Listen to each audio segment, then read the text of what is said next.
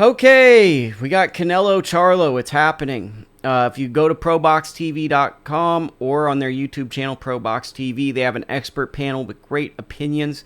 I'm basically going to parrot those opinions because those are very smart opinions, and I try to sound smart. But before I do, let's watch the groovy intro.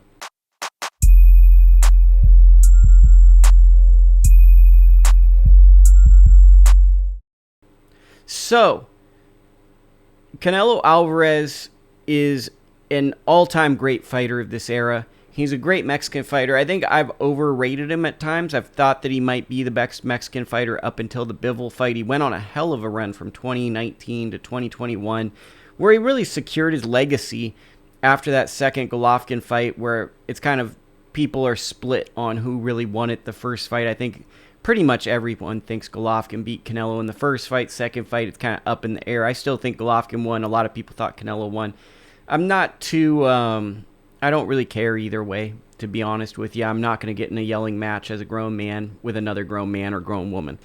Canelo Alvarez, great fighter, symbol of excellence in Mexican achievement, Mexican sports, gotten to the highest level, carried the sport since Floyd Mayweather and Manny Pacquiao went to the side. He's kind of like the last guy of their era. Though he was young when they were still fighting, he was kind of cut from their cloth of a larger-than-life superstar, pre-internet-ish, pre-social media-ish, pre-nonsense-ish.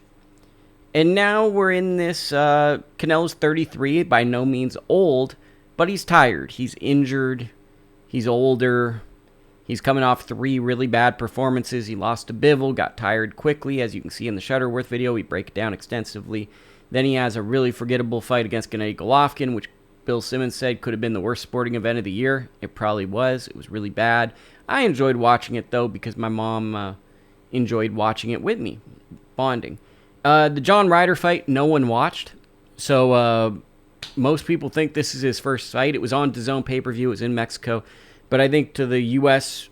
public, there was very few people that were compelled by that matchup. Unfortunate because John Ryder had earned that shot, but no one really cared. That was kind of like, okay, Canelo's fighting at home. We hope we can see it in a viral clip, and then we'll get to the Benavidez fight. Speaking of which, that's the underlying story to this fight, is Canelo's fighting Jermell Charlo, a guy who's 14 pounds lighter than him, undisputed champion. Though Derek James said that Jermell Charlo is fighting to be the first ever 2-division undisputed champion at the same time. The minute the bell rings, he's going to lose his WBO title. So on a technicality, the way people love to say, Teofimo Lopez was not the undisputed champion. If Charlo were to pull that off, he wouldn't be 2-division unified or undisputed at the same time. Just a lot of words going through my mind right now. But really what this comes down to is there's an overarching theme of Canelo's career where Canelo is going out and he's a great fighter, but Canelo's been a great businessman. And he's actively fought guys that he felt he had an advantage over at certain points in his career. He rolled the dice with a guy like Lara. I think he won that fight on aggression. Some people thought Lara won. It's one of those annoying boxing debate ones. The fight was terrible. So, I mean, it's not one worth really a debate. You have to take a Floyd Mayweather fight at the point when he was doing it because that's going to elevate your status in the sport. So he took that Floyd fight very early on in his career. Got a lot of credit for that. Took the Golovkin fight. Waited a while.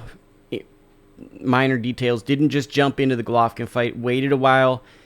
First fight probably lost to Golovkin. Steals Golovkin's style. Kind of becomes a Golovkin-like fighter. No one ever gives him credit for that one. They always talk about, oh, he learned from Floyd. He also learned from Golovkin, but minor details. Wins that one. Then he goes on a magnificent run. Beats up some Euro guys, but it's really impressive because he makes guys like Billy Joe Saunders and Caleb Plant, guys that nobody ever really looks good against. He has dominant performances, gets stoppage wins over these guys who are kind of known spoilers, right? Then he has those awful fights that I mentioned. And the question leading into this fight is, Canelo still a pound-for-pound fighter? I think amongst boxing writers, there's 2 schools of thought. Some say yes, some say no. I'm in between. I think he's about 7 or 8 in the world. I definitely think the guys like Usyk, Inoue, Crawford, Bivol, Beterbiev, those guys are above him currently. I just do. I think Fury's above him as well. I think he's in the back end of the pound for pound. But if he's no longer a pound for pound fighter, this is a fight. And that's what you're tuning in for. Is Canelo a pound for pound fighter? By the way, there's something blowing air on my leg, and it was creepy. So that's just something. If you enjoy these things, that is something weird that's happening. I'm putting my hand down there because it is really creepy. It's like something's breathing on me. But that's what the story of this fight is does Canelo still have it? Because he's fighting a guy he's physically bigger than, he hits harder than, and we know what he's going to do. Charlo has shown against a similar style in Brian Castano that he has struggled with this style. Charlo is an amazing fighter who has great gifts, and he has great attributes, and he can put it together, but his worst attribute is at times he gets emotional in and out of the ring. At times he looks to land big shots to change things and gets greedy on combinations, and that leads to him getting in trouble in fights. We've seen it with Tony Harrison.